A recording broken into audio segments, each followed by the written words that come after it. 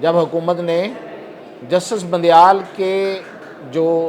اس کے جو فیصلے اور اس سے پہلے جو کچھ ہوتا رہا اس کی روشنی میں حکومت نے ایک ایکٹ پاس کیا، اور مقصد یہ تھا کہ ایک بندہ فرد واحد یہ فیصلے نہ لے۔ حکومت جو قومی اسمبلی کا اجلاس بلا رہی ہے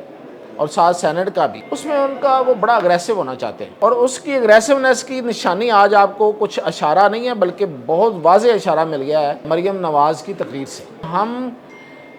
آنی ہاتھوں سے نپٹیں گے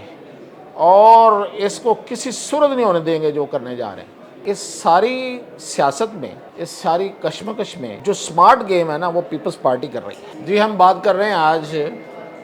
کہ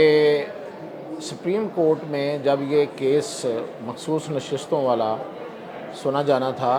اور اس پہ بینچ بننا تھا، تو اس وقت سپریم کورٹ کے اندر کیا ہو رہا تھا۔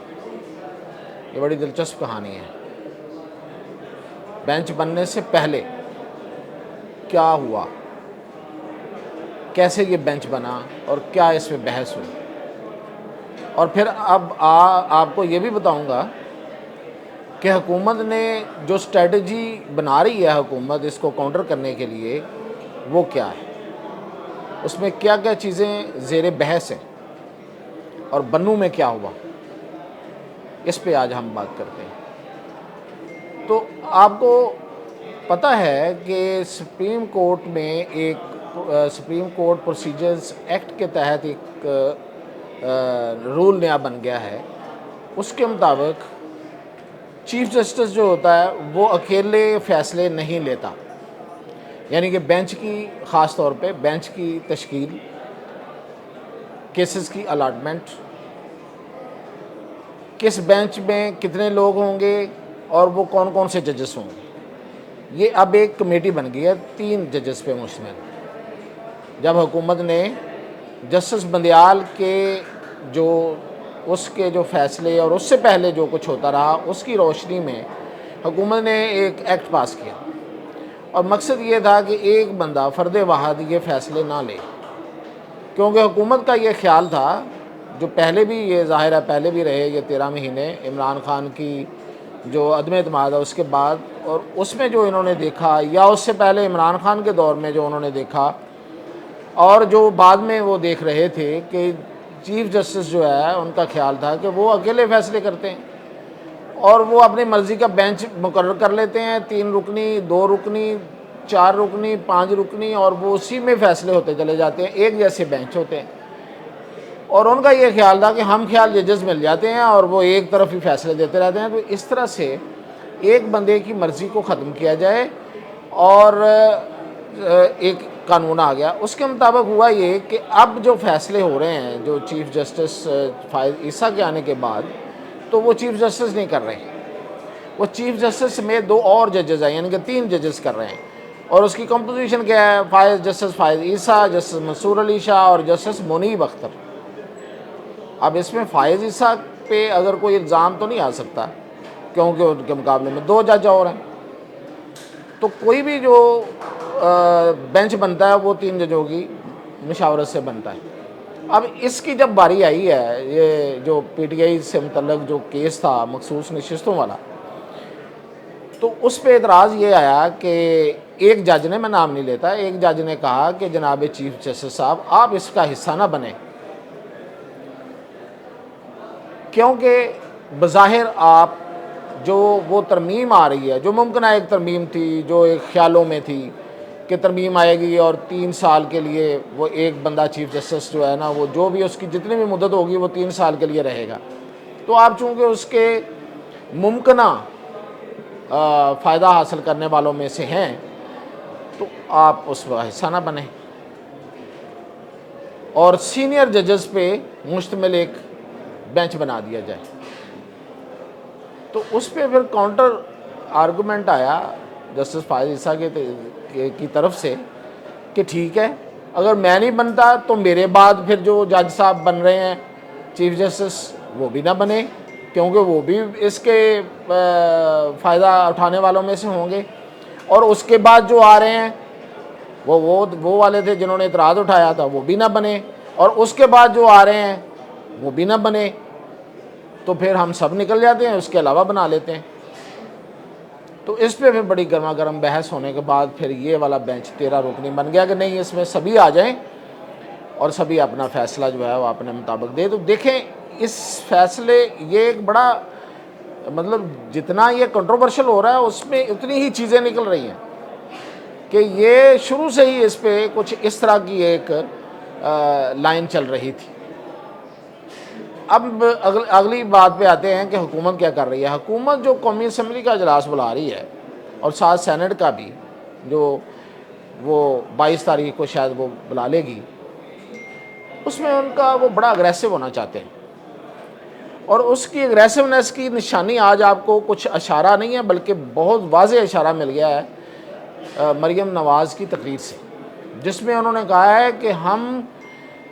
آنی ہاتھوں سے نپٹیں گے اور اس کو کسی صورت نہیں ہونے دیں گے جو کرنے جا رہے ہیں. اور یہ کہ آج ضمیر کے مطابق فیصلے کرنے والے سن لیں کہ ان کے ضمیر بکے ہوئے, مطلب بہت سخت زبان. تو یہ رویہ اب تک جو طے ہوا ہے, اب کل کو تبدیل ہو جائے تو کچھ کہا نہیں جا سکتا, کہ یہ سختی برتی جائے گی اور شاید قومی اسمبلی اور سینٹ میں کہیں کہیں آپ کو کچھ دیگا مشتی نظر آئے, کچھ سکفل نظر آئے, ایک دوسرے کو پکڑ کے کھینچنے اور پورا مکھی کا ماحول بھی ہو سکتا ہے بن جائے. اتنی ہیٹ ہوگی. اور پھر حکومت کچھ قانون سازی بھی ایسی کر رہی ہے. یہ جو میں نے بات جہاں سے شروع کی ایسی نہیں کی تھی. شاید یہ ایکٹ جس کے تحت 3 جج مل کے کمیٹی بناتے ہیں, ممکن ہے اس پہ بات ہو رہی ہے کہ اس کو واپس لے لیا جائے, لیکن کس طرح واپس لیا جائے اس کا ابھی تک کچھ طے نہیں ہوا. اور یہ کہ حکومت کچھ اور قسم کے قانون سازی بھی کرنے جا رہی ہے, جس میں شاید وہ فیصلے کرنے والوں کے ارد گرد کوئی دائرے کو تنگ کریں گے. خطرناک ارادے ہیں. اب دیکھتے ہیں کہ اس میں کامیاب کتنے ہوتے ہیں. لیکن ایک بات طے ہے, ایک بات آج اور واضح ہوئی ہے, وہ یہ کہ اس ساری سیاست میں, اس ساری کشمکش میں جو سمارٹ گیم ہے نا وہ پیپلز پارٹی کر رہی ہے. اب اس کی تفصیل پھر آپ کو کبھی بتاؤں. ویسے تو بہت ساری چیزیں واضح ہیں, لیکن اس پہ تفصیل کے ساتھ پھر کبھی کو ایک ویلاگ کریں گے تو اس میں بتاؤں گا کہ کیسے پیپلز پارٹی جو ہے وہ سمارٹ گیم کرتی چلی جا رہی ہے. الیکشن کمیشن کی پریس ریلیز آج دیکھی ہے, سب نے دیکھی ہے, اور اس میں الیکشن کمیشن نے یہ کہہ کے کہ ہم فیصلے پر عمل درآمد کریں گے, اس کے بعد انہوں نے سپریم کورٹ کے فیصلے کو ایک ایک کر کے اس کی ایک ایک پرت کو ادھیڑ دیا کہ بھئی یہ کیسے ہو سکتا ہے کہ سپریم کورٹ یہ کہے کہ ہم نے کسی پارٹی کو ختم کیا تھا, ہم نے کسی پارٹی کو بین کیا تھا. یہ کیسے ہو سکتا ہے کہ یہ کہا جائے کہ ہم نے انٹرا پارٹی الیکشن والا جو معاملہ ہے وہ غلط کیا ہے. یہ کیسے ہو سکتا ہے کہ یہ کوئی کہے کہ جی ہم نے بیٹ کا جو نشان دینے کا جو فیصلہ ہے اس کی غلط ریڈنگ کی ہے, اور پھر وہ جو ارکان نے جو ایفیڈیوٹ دیے ہیں ان کے حوالے سے انہوں نے ایک ایک تفصیل سامنے رکھ دی ہے کہ وہ جو ایفیڈیوٹ تھے وہ کس نے کیسے ایفیڈیوٹ دیے ہوئے تھے. تو بیسیکلی یہ چیلنج کرنے سے پہلے چیلنج کر دیا. الیکشن کمیشن نے فیصلہ چیلنج کرنے سے پہلے ہی چیلنج کر دیا, اپنی پوری پوزیشن واضح کر دی ہے کہ وہ کیا کہنا چاہتے ہیں. ساتھ یہ بھی کہہ دیا کہ ہم عمل درآمد کریں گے. ہاں, عمل درآمد نہ کرنے کا کہہ کے تو پھر وہ پھنس جاتے فوری. انہوں نے وہاں سے شروع کیا اور آخر تک وہ پڑھنے والی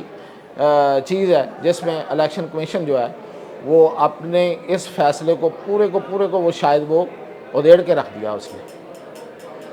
تو آخر میں بنوں والی بات جو ہے وہ بڑا افسوسناک واقعہ ہے. ایک بہت بڑی تعداد میں لوگ اکٹھے ہوئے تھے آج اور دہشت گردی کے خلاف تھے, لیکن اس میں جو فائرنگ ہوئی ہے وہ بڑا افسوسناک واقعہ ہے. کوئی بہت اتھینٹک اطلاع تو نہیں ہے, لیکن یہ ہے کہ مجھے یہ بتائیں کوئی سمجھ میں آتی ہے یہ بات کہ اعلانیہ اتنے بڑے اجتماع پہ جو اعلان کر کے ہوا تھا اور اتنے بڑے لوگ آئے تھے اس میں, وہ جون سے بھی تھے, وہ پی ٹی آئی کے ہوں گے, وہ پی ٹی ایم کے تھے, जलसा तो PTM करवा रही थी, लेकिन PTI के लोग भी बहुत बड़ी तादाद में आ गए थे, झंडे उन्होंने नहीं उठाए थे वो वाले, तो उस पर कोई फ़ौज या कोई फोर्सेस हमला कर सकती है? मतलब ये कैसे ये बात हज़म कर ली जाए? तो ये जो प्रोपेगेंडा चल रहा है, इसमें कितनी हकीकत है ये शायद अभी कुछ देर में वाज़े हो जाएगा, लेकिन ये है कि ये कोई समझ में आने वाली बात नहीं है, ये कोई बड़ी साजिश है। और ये साजिश आपको पता है कि कई सरहदों के पार से आ रही है। कोई एक सरहद की बात नहीं मैं कर रहा, मैं मगरबी सरहद की सिर्फ बात नहीं कर रहा, उसमें मशरक़ी सरहद भी है और उसमें 7 समंदर पार भी है। तो बड़ी बड़ी दूर से ये साजिश जो है वो मैनेज हो रही है। तो इस पे हमें सबको बिल्कुल होश के नाखन लेने चाहिए और सोच समझ के इस पे कोई भी बात की जाए, क्योंकि ये मुल्क की सलामती का मसला है, लोगों की जान और माल का मसला है। और ये इसमें कोई भी की गई बात जो है वो ऐसा इंतशार फैला सकती है कि जिसका सबको नुकसान होगा। तो ये थी बन्नू वाली बात। तो अब मज़ीद कोई तफसीलात इंशाअल्लाह आपसे कल शेयर करें।